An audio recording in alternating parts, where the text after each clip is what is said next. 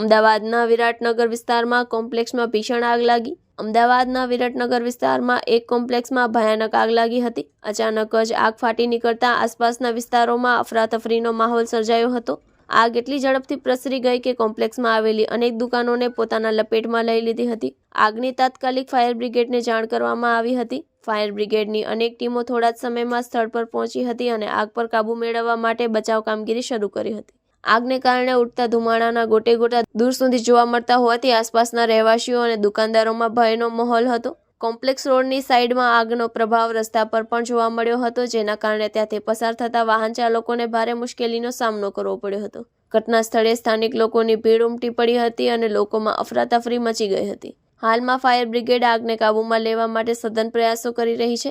આગ કઈ રીતે લાગી તે અંગેની તપાસ શરૂ કરવામાં આવી છે. આ ઘટનામાં કેટલું નુકસાન થયું છે તે અંગેનો ચોક્કસ અંદાજ હજી સુધી સામે આવ્યો નથી. માં motor driving, safe and sure driving. Driving એ શોખ સાથે આપની મોટી જવાબદારી પણ છે.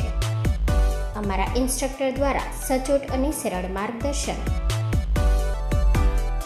આપની રોજની તાલીમની માહિતી મેળવીને શું અધુરાશ છે તેના ઉપર પૂરું ફોકસ કરાય છે.